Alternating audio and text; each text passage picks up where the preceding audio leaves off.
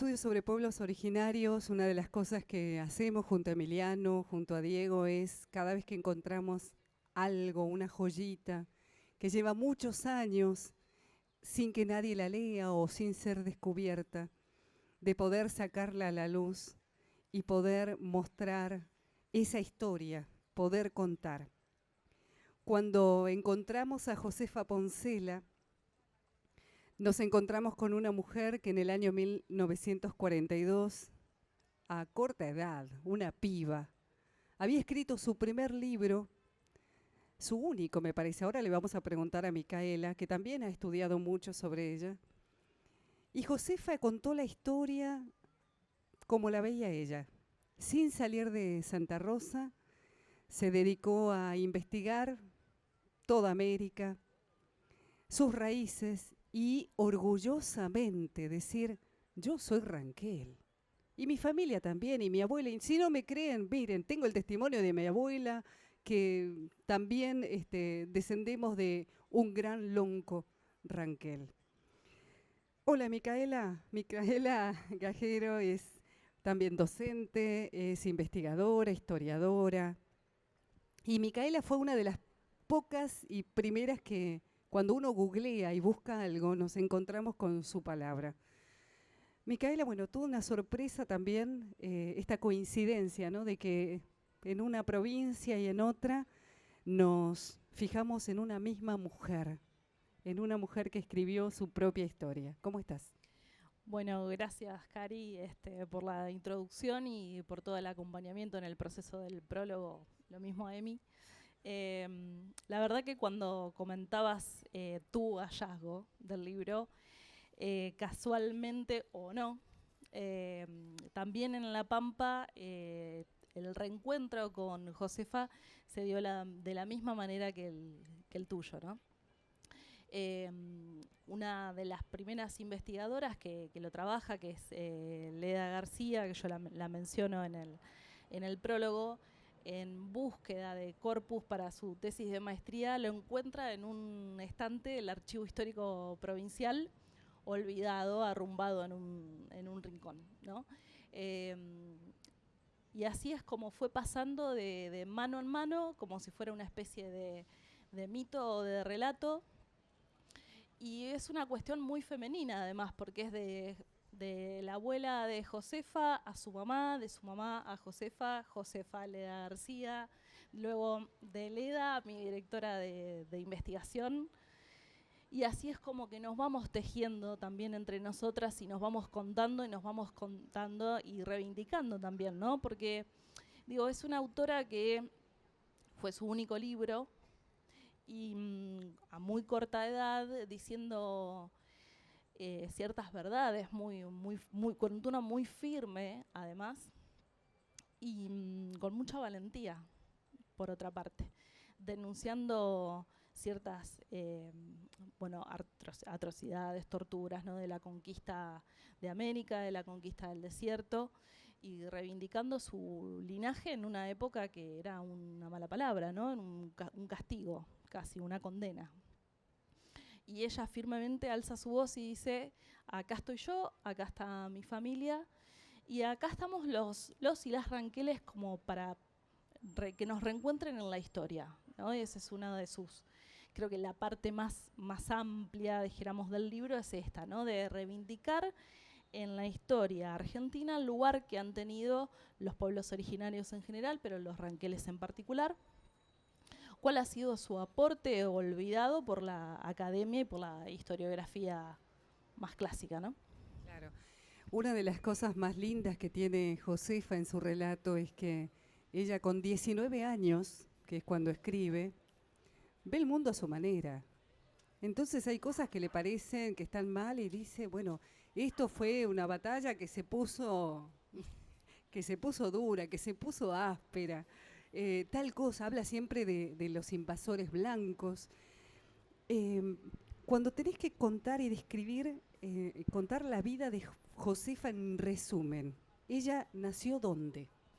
Bueno, ella nació en 1924 en Santa Rosa, La Pampa. Fue en el secundario del Colegio Nacional, que es el mismo colegio al que fueron mis abuelos. Bueno, esto es muy de pueblo chico, no sé si la gente por ahí de capital esto lo entiende, pero que se van dando como estas conexiones a su vez familiares, porque la historia familiar de Josefa se entrama con mi propia historia familiar. Y bueno, cuando termina sus estudios, que es cuando publica el libro, porque ella publica el libro cuando termina el secundario, con mucho esfuerzo, porque financia toda la primera tirada, la hace su papá, descendiente español, inmigrante español.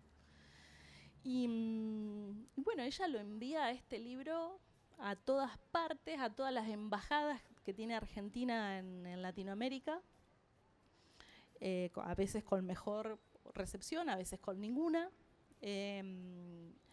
Y bueno, viene a La Plata a estudiar abogacía y con ella se va toda su familia. Su padre estudia con ella, se recibe también de abogado, abren su propio estudio en el que trabajan, bueno, no solamente Josefa y su papá, sino sus hermanas colaborando en tareas un poco más administrativas. Y no vuelven más a Santa Rosa, al menos a vivir, ¿sí? A distinto tipo de eventos familiares. O en lo que tiene que ver en la lucha con la recuperación de las tierras, ¿no? Josefa fue fundamental, ella era abogada penalista y es muy importante su labor en los 70, en la reivindicación que hacen los ranqueles de las tierras en La Pampa. Y bueno. Claro, ella logra tener la titularidad de las tierras de su familia, y algo que a los 19 años ya empieza a criticar como peleona es de que hay que luchar por eso y de que no todos, y tira como al pasar algo para otros parientes u otras familias que no se están preocupando mucho por sus tierras. Ya a esa edad y después con todo lo que logra, pero contá por favor la anécdota de lo que hace con la abuela, lo que logra con su abuela. Lo que hace con su abuela es lo que es un relato oral que va pasando de generación en generación, es darle un marco legal, porque ella va junto a su padre y a su abuela con el juez de paz de ese momento en Santa Rosa, a contar lo que su abuela recordaba de lo que le habían contado sus antepasados respecto de la conquista del desierto, ¿no? Todas las torturas y persecuciones que habían sufrido. Entonces, ese relato deja de ser una historia familiar oral para transformarse en el poder que tiene la escritura legal, ¿no? Que tiene que ver con los vaivenes de la oralidad en la escritura que se manifiestan todo el tiempo en la obra de Josefa. Decir, bueno, pongo por escrito y finalmente, y digo, y no se pierde en el viento todo esto que yo pienso y siento y quiero reivindicar, ¿no? Y que pasa a ser algo más de la voz para ser algo mucho más material y que ha sobrevivido, bueno, hasta estos días y nos permite hoy justamente este encuentro. Claro, ella dice en un momento, esto es un ensayo sobre el cual he de volver sobre el rastro. Uno de los fragmentos de las palabras introductorias de Josefa Poncela, que bueno, tiene un pasado, una vida llena de oralidad y que se anima, sobre todo se anima, y en esos años, 1942, cuando pocas personas se animaban a aceptarse como quienes eran, de dónde venían. Y ella tiene también esa visión, ¿no? de futuro, de poder lograr un lugar. Fíjense la importancia de los mayores. Su propia abuela la lleva y está todo el testimonio ahí tal cual ella lo pone, donde dice, se atestigua que la señorita Josefa Poncela, de 19 años, con su padre, un testimonio que ella está orgullosísima de ponerlo, y está en el corazón de su libro, está en el centro.